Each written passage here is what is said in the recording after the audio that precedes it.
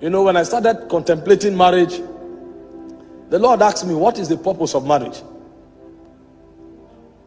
And the thoughts of the things that were taught began to run through my mind. You know, we hear things like, marry who you love. It's about happiness. Make sure you are happy. And all of these are very beautiful. But the Lord said to me, he said, does marriage sit on these things?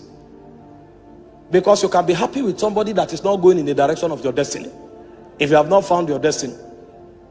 Because the things that make men happy are strange. The things that make men happy, they are strange. And God began to give me some secret things that I've never heard preached anywhere. You know, he told me the first purpose of marriage is to give you the privilege to be conformed to the image of God. He said that is why you will not find who you want to marry on the street. You will walk on that person. You will cultivate that person. And while you are cultivating that person, yourself will be cultivated in the process. So you may be looking for a woman that is patient. Meanwhile, her impatience is what will help you to learn temperance and endurance. So when God points at your wife may not have patience. So if you are looking for marriage to be happy, and you think happiness is about patience, you will miss your wife. Because the idea is that you'll be conformed to the image of Christ. Meanwhile, the endurance that you don't have is our patience that will teach you that endurance. So God will deliberately allow you to marry her, and it may take you 6 years to cultivate endurance. And you will learn it by teaching her. That's a school of the spirit. So he said a higher purpose of marriage is for you to be conformed to the image of God. So that happiness will be captured in fulfillment, not in excitement.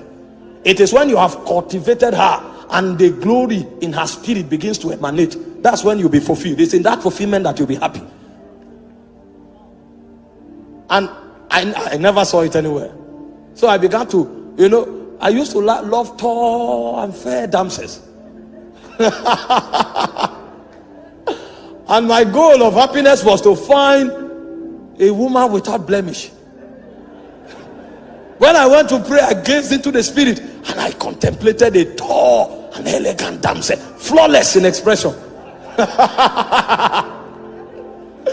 He said, what I'm looking for is for you to be conformed to the image of God.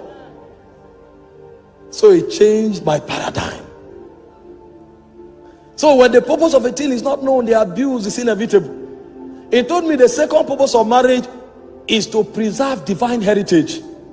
He said the reason you could trace Jesus back to Adam is because God trapped that divine order in a bloodline. So when men hide things, they hide them in a bank. But when God hides things, he hides it in men. So the choices of marriage is to help transfer eternal ordinations from one generation to another. So it is God's way of hiding dimensions of the spirit. So God will prefer you marry someone with a godly heritage than to marry a diva, because God is trapping an ordination, and only in such vessels can eternal ordination be captured.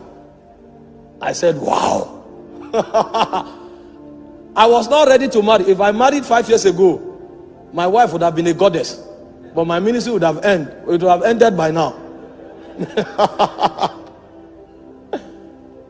He said the third purpose of marriage is worship.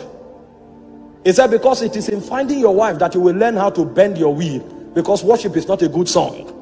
Worship is the ability to conform to the will of the Father. So it is it's not what I desire, it's what you desire. Not my will, but thine. And he said it's in marriage that you will discover that. I said, wow.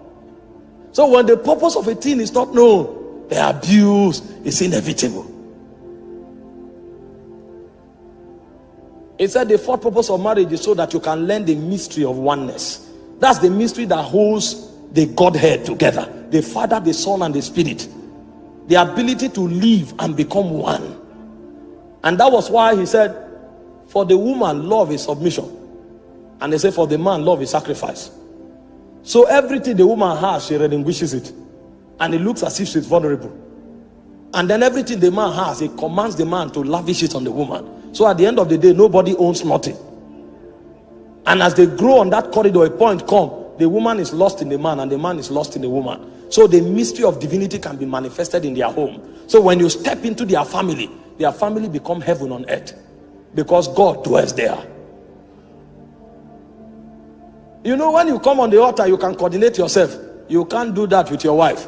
Your wife knows you. So when you are trying to act wise, they will say, this man is a hypocrite. I know. And when you look at the face of the woman, you can tell who that man is. When oneness is achieved, alignment is achieved. So that man, his communication frequency with his wife will become heightened. When he looks at that woman, he is saying much more than words can ever articulate. That's a mystery. It's only in the Godhead that you find such mystery. That the Son can be on earth. He knows what the Father is doing in heaven. It's oneness. He said the fifth purpose is priesthood. He said when the purpose of a thing is not known, abuse is inevitable. So when our gathering tonight is to help us understand why we were called. Why God summoned us, and what He brought us to achieve for Him on the face of the earth. Because God did not call us for the formality of a call. Because if it was about the formality, when you come to church and you are excited, that would have been enough. But there is something God wants to achieve that is deeper than our excitement, even though our excitement is part of it, because He gave us emotion. If it was not necessary, He wouldn't have given us the emotion He gave us. But beyond it, there is something God wants to achieve. And that was why last night we began our journey by understanding who God is. And we said, before time was, God existed, because God dwelt in Himself. In fact, the name God means self-existent one. So He doesn't need nothing to be God. The difference between you and God is that He doesn't need you to be God, but you need Him to be human. So before creation ever was, God was. Before the spirit realm was created, He existed in Himself. So God was both Him and He was the house of God, because God lived as God and He lived in God, and He needed nothing to be God. But a point came when love compelled Him, and on the strength of the push and the insistence of love, God decided to begin to extend the civilization that was in His inside. He began to extend it so that He could interact with what is in Him outside of Him. So the idea behind creation, the 24 elders told us, is that all things should please God. So what was happening between the Father, the Son, and the Spirit, He wanted to extend it beyond His boundaries, so that He could interact with other beings outside of Him. That was why He began the project of creation, so that when He interacts with the angelic, that which happened in the community of the Godhead can happen outside of the community of the Godhead. That was why creation was designed. And we said, for creation to be accurate, we must go back to understand what is it that governed the civilization of God. And we said there were three things that govern the civilization of God. The first is the will of the Father. The second is the wisdom of the Father. And the third is the purpose of the Father. Everything we do is dictated by our alignment with these three realities. If the will of the Father is not part of what you are doing, you didn't survive. If the wisdom of the Father does not govern what you do, you did not exist. And if you did not fulfill the purpose of the Father, you did not pass through time, because there is no way you can please Him unless you articulate His will. You live by His wisdom and you fulfill His purpose. This is what life is about. And we said, for us to be able to understand these realities, we must live on earth perpetually connected to heaven. Because if you are not connected to heaven, you can never tell what God is doing part time. The accuracy of Jesus's life is His ability to stay connected to heaven. So at all times, He knew what the Father was doing. Jesus could walk the earth and tell you what the Father was doing at a time. And He said, the words I speak, it is the Father that is in me that doeth the work. So what Jesus was doing was not a product of creativity. It was a product of alignment. It was a product of yieldedness to the government of Zion. So as Jesus walked the face of the earth, He was streaming God. The way you live stream the internet now, that was how Jesus was live streaming God. So He said, God, who at sundry times and in diverse manners spake in time past unto the fathers by the prophet, has in this last day spoken unto us by His Son, who being the brightness of His glory. The word glory is the word doxa. That means the essence of God. So Jesus mirrored the essence of God. When Jesus shows up, His life was like a theater. through which you can watch God. When Jesus is talking, you are watching God. When Jesus is walking, you are watching God. It was a theater that revealed God, because he was living on earth from heaven. And he said he upheld all things by the word of his power. The only way you can be accurate on earth is when you stream heaven. So our emphasis last night was how to connect to heaven. And we said the first way to live on earth accurately is to be able to pick signals from the Spirit. To be able to pick signals. So when a believer is not picking signals from the Spirit, he's lost. It's just like you are flying in the air and suddenly your compass begins to malfunction. There's crisis. The plane will vanish. Or if you go out of the radar, you are lost.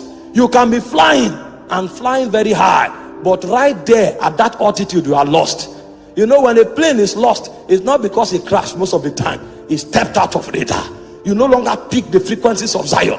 And when people fail to pick that frequency, it's impossible for them to please God, because they don't know what God is doing. They are assuming. But you can't do trade by barter with the Spirit. And we say when you begin to pick signals from heaven, the first thing that happens to you is that the burden of God comes upon you. So when you come to church, like Daddy was saying, you now look at the empty chairs. You were worshiping God, and suddenly a signal comes to your spirit, and then you see that the Father was grieved that men are not worshiping. The moment you pick that signal, that will become your body. Next Sunday you can't come to church alone, whether you like it or not. That signal you picked will become a burden on your life.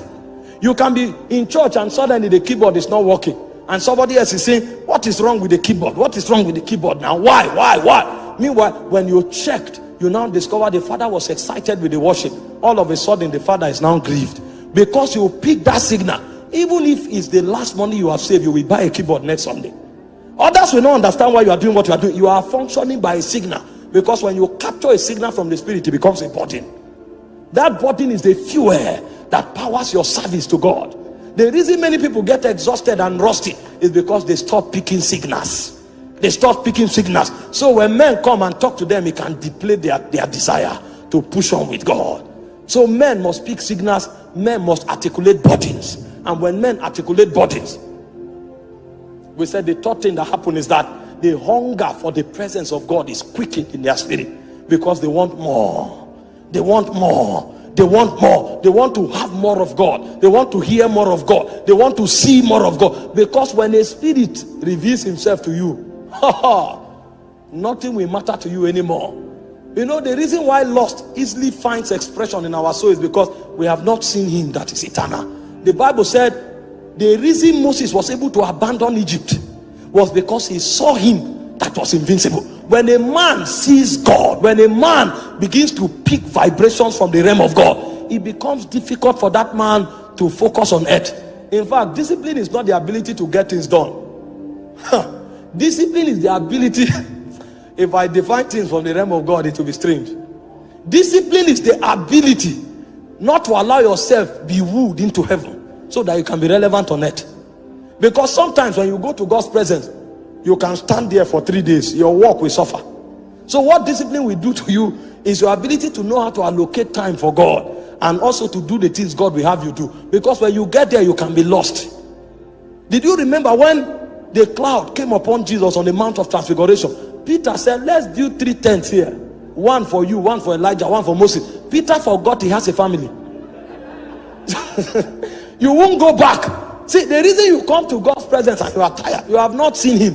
When you see him, you have to tell yourself, I need to feed my children. Because if you stay there, you will never go. So when a man begins to pick signals from heaven, hunger is born. Hunger. So he comes and he wants more. He wants more. It's not about the things God gives now. It's about God himself. When these 3 things are happening to you, it means you are alive in the Spirit. It means you have overcome the world. Because he said, whoever is born of God, he overcomes the world. He overcomes the world. The way to overcome the world is to be detached. You are connecting to another frequency. When you see a madman is actually a visible reflection of a man that is in league with the Spirit. He is so drawn to the realm that he walks with, that a madman can come and look at the sun and he'll be there for 2 hours. He is in another realm. So even the rays of the sun can't affect him, because he's more, the realm is gazing at is more real than the sun. So you can wake up during Harmattan, very cold, and then you see a madman jogging by 5 a.m. and having the best of times. Where he's hearing the music from, you don't know. He's playing in his spirit. He's in another realm. You are saying, this guy is naked. Is he not cold? Even if a snake bites that man, he will just throw it away. And he's doing what he's doing. He's saturated and dominated by another realm. A madman is a proof of a spiritual man. He is so spiritual that he's lost in that realm. He picks signals from that realm. He is energized by that realm, and he lives for that realm. If he sees the spirit powering him on a waste bin, he will sit there comfortably. That's why I told you yesterday, your house is not a building you live in. It's the atmosphere of God that you create around you. So that madman can sit on a bowler and he's having fun. On the trash, you will say, this place is smelling. He's not perceiving it. The realm is connected to us, overwhelmed him. That's what spirituality is. We know God so much that when God is happy, we can pick it. When God is sad, we can pick it. When God wants something done, we can pick it. And the moment we pick it, it becomes our motivation. We won't stop until we get it done. When you get there, then God can use you. Because nothing can distract you again. Nothing. God has colonized you. You have overcome the world. Because if you can't overcome the world, it means the devil can still bargain with you. And I tell you, the bargain of the devil is sweet. If you are the son of God, turn these stones to bread. Lust of the flesh. If you are the son of God, look at the glory of the world, I will give it to you. Lust of the eyes. If you are the son of God, jump. You will not cast thy feet against a stone. Angels will hold you up. Pride of life. If the devil brings a bargain, it is only a man who is dead to this realm that can overcome this world. And when he overcomes this world, the proof is not that he's disciplined and he's motivating himself that he will not fall. He will not fall. Resolutions are not strong enough. The only way you can survive is when you are connected. You must be vitally connected to heaven. That's the emphasis God brought our way yesterday. And tonight, there's yet another emphasis that God wants to bring to us. I have 35 minutes. You know, some of us who are revivalists, we just allow God flow. When he's flowing, it's when we ascend that we begin to do business. So I can just be on. When I ascend, my message comes to me. That's how we flow. I love pastors. You know what I shared yesterday? God's servant came up, and when he was splitting it out, is that what I said? Is that what I said? You know, they are masters, they are builders. They build men. We set people on fire and allow them. But you can preach one message, a pastor and a teacher can preach 7 messages out of that one message. Because his goal is not to get everybody, it's to build. It's to build. I celebrate you, sir.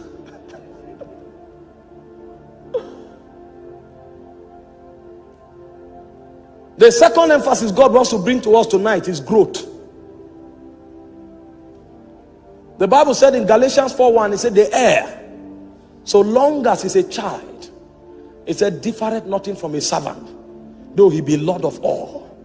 It said therefore the father places him under tutors and governors until the time appointed of the father. The time appointed of the father is when the child is able to handle kingdom.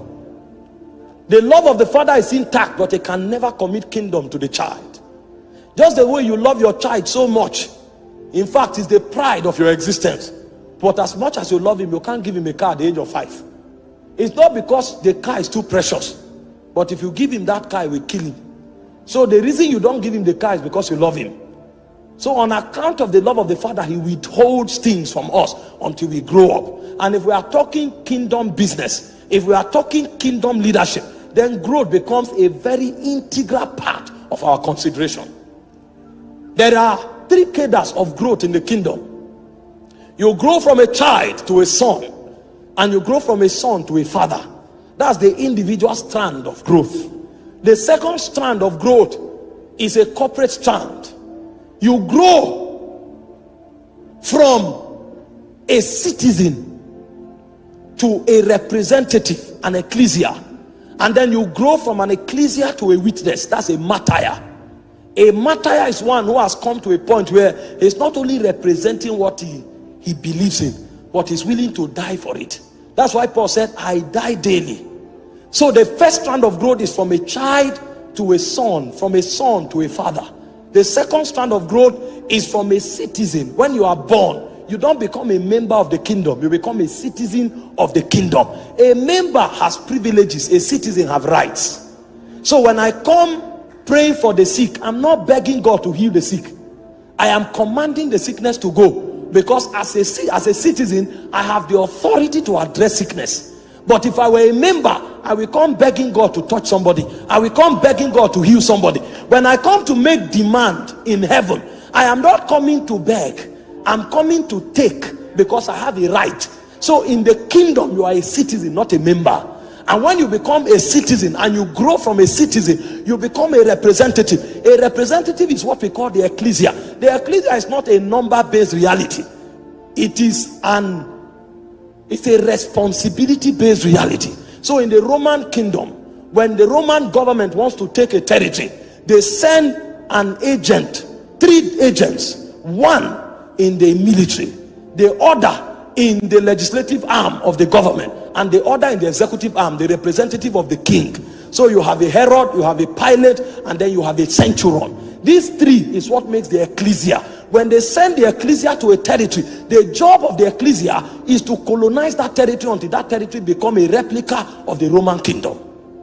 So you become a citizen, you have rights, and then a point comes, God entrusts responsibilities on you, and God sends you out. This kingdom that you have seen, go and model it in another place. You have grown from a citizen to an ecclesia, and a point comes, because you have been so saturated by that assignment, you are willing to die for it. So put vis-a-vis with your life. The assignment is more relevant than your life. So if you have to die to prove it, you die. And death in this context is not necessarily being slaughtered. Death in this context is self-denial. Self-denial. You are willing to give up all at all times. At all times. But if a man is not grown, when it comes to God, he wants to take. He's a citizen. He's not a martyr.